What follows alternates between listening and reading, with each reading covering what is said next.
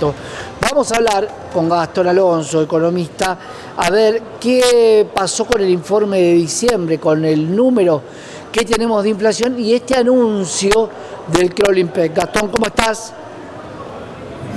Hola Santiago, buenas tardes, gracias por el contacto y feliz año. Feliz año. Bueno, vuelve a la inflación de octubre, una estacionalidad de diciembre que siempre supone un poco más. ¿Cómo lo analizaste? Sí, efectivamente, como decía Santiago, a ver, el número que dio ayer oficial el INDEC fue de 2,7%. Lo primero que hay que decir que es ese número está en línea con lo que esperaba el mercado. Hace poquito veíamos el informe de relevamiento de expectativas del mercado que hace el Banco Central mes a mes. Y el dato esperado para el mes de diciembre efectivamente era una suba del 2,7% en los precios. Como bien vos decías, a ver, hay un rebote leve, teníamos un 2,4% de inflación en noviembre, pasa a 2,7% en diciembre, pero es un rebote que si uno mira la serie de inflación es habitual, es algo normal, que en diciembre los precios suban un poco por las fiestas, por algunos precios estacionales que hacen que ese mes en particular, como marzo por ejemplo, son meses en los que en general la inflación suele subir. Creo que obviamente no es un mal dato, digo, este rebote tampoco es bueno porque subió, simplemente hay que ver qué pasa con la dinámica a partir de enero, febrero y los meses subsiguientes. Ahora bien, algunos puntitos que detectamos dentro del informe de inflación fue, por ejemplo, el salto que tuvo alimentos y bebidas sin alcohol. Recordemos que alimentos y bebidas sin alcohol es la división más importante, es decir, la que mayor peso tiene cuando uno mide la inflación, lógicamente porque es de todas las divisiones, de las 12 divisiones que mide el IPC, es la más importante, ¿no?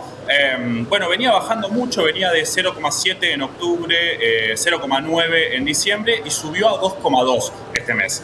Ahí hay una alerta sencillamente porque eso afecta directamente en la canasta básica alimentaria y por ende en el nivel de pobreza e indigencia, ¿sí? Que recordemos se analiza con ambas dos canastas, que de hecho fueron publicadas ayer en el mismo horario que fue publicado el IPC, la inflación de diciembre, y efectivamente tuvieron una suba, con lo cual ahí hay un punto a tener en cuenta. Obvio, esta suba, como se conocía ya desde hace tiempo, tiene que ver más que nada con la suba fuerte que tuvo la carne, ¿no? Recordemos, tuvimos un año muy tranquilo con el precio de la carne, más o menos aumentó 35% en todo el año, con una inflación, imaginemos, del 117% que cerró ayer, ¿no? Según lo anunciado por el INDEC, con lo cual, bueno, es una suba que tiene que ver con un acomodamiento de precios, con estacionalidad del producto, etcétera.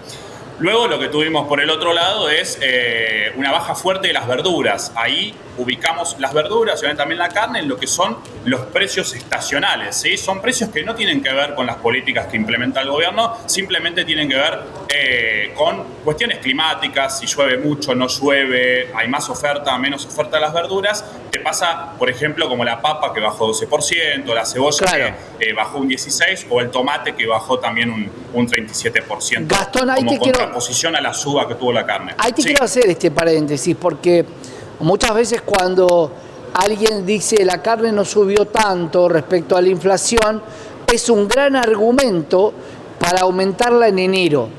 La pregunta es, ¿qué pasa si no acompañan mínimo la inflación, si no empiezan a tener un atraso que en algún momento se termina disparando? Porque claro, 35% de aumento de carne, lo único que puedo intuir o entender es que hay una recesión muy grande y una baja en el consumo tal que si hubiera aumentado más ya no se vendería. Efectivamente, Santiago, obviamente que, a ver, muchos sectores, primero que nada, cierra el año con una caída de consumo general bastante importante. Particularmente el informe de lo que es la venta de carne, la venta de lácteos y algunos sectores específicos tienen bajas históricas en el consumo, ¿no? Y obviamente eso, a ver, más allá de que los analistas económicos muchas veces apelamos a ciertos artilugios más complicados como la emisión monetaria, el M3, ciertas restricciones del déficit, digo, los precios en el día a día, entiendo yo, se fijan más que nada por si hay ventas o no hay ventas. A mí me pueden subir fuerte los costos, pero si yo no estoy vendiendo, es muy difícil que pueda trasladar mis subas de costos a la góndola, y eso creo que es un poco, como vos decías, Santiago, lo que pasó, tanto en el sector de carnes como en el sector de lácteos, ¿no? Que de nuevo, de todos modos cierran años con caídas históricas históricas en el consumo, más allá de lo que pueda suceder en los datos de diciembre, todavía no los tenemos. Y ahí vamos obviamente a la segunda pata que un poco mencionabas, que fue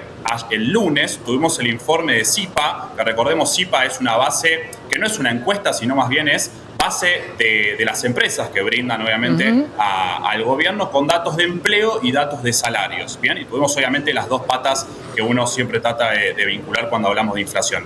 Lo que tuvimos obviamente fue un salario registrado, es decir, estamos hablando de los trabajadores asalariados y monotributistas, que tuvieron una suba nuevamente, es decir, ya más o menos el cuarto o quinto mes de suba, pero cuando medimos contra noviembre del 2023, que es el último mes entero del gobierno anterior, tenemos ahí que estamos palo y palo, ¿sí? Es decir, en promedio los trabajadores en blanco, los trabajadores registrados, asalariados registrados, tienen hoy el salario, el poder adquisitivo que tenían en noviembre.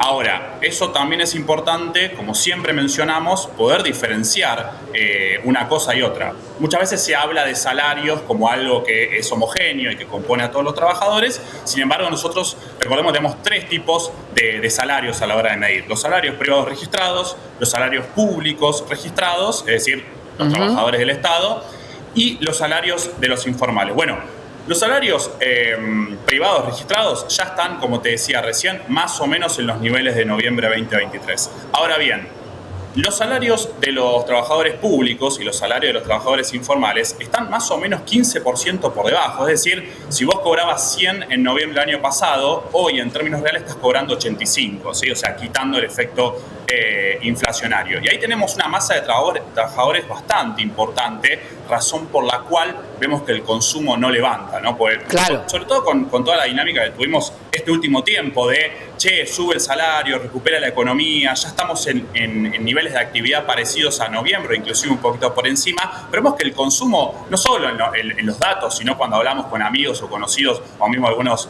clientes, digo, que nos mencionan, mirá, yo no estoy viendo que la venta suba. Bueno, hay que hacer un doble clic sobre lo que está pasando en lo que llamamos masa salarial, que es los salarios multiplicados por el empleo, por los trabajadores. Y ahí está la última de las tres patas que te mencionaba, claro, ¿no? Que es, ¿qué viene pasando con el empleo registrado?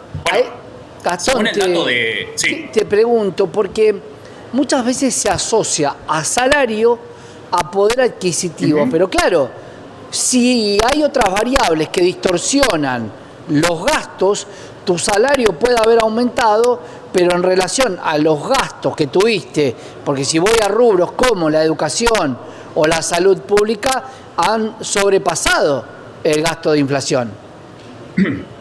100%, Santiago, y ese es otro dato interesante que tenemos que remarcar con el dato de ayer de inflación, que ya tenemos el año cerrado.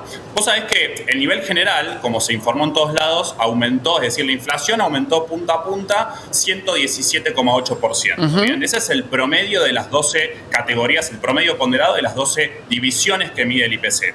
Ahora bien, cuando uno mira cuánto aumentaron ciertas categorías, te encontrás un poco con lo que vos mencionás, ¿no? Por ejemplo, la categoría que ganó por lejos la suba de inflación, digamos, del año 2024, es la categoría de vivienda, agua, electricidad y combustible, ¿no? Obviamente con esta corrección de tarifas que implementó, que llevó adelante el gobierno con la finalidad de reducir el gasto en subsidios, bueno, obviamente que eso generó un impacto bastante importante en el bolsillo de las personas en general, de la sociedad, ¿no? Y hace poquito también, vinculado a eso, la Asociación Argentina de Empresarios del Transporte Automotor, AETA, publicaba cuánto aumentaron las tarifas de transporte, no solo en ambas, sino en más o menos 60 ciudades muy importantes del país. Uno encuentra que el boleto en promedio aumentó más o menos 450% en el año punta a punta. Entonces, claro, ahí vamos de nuevo a lo que vos mencionabas. Después tenemos la educación, que aumentó 169%,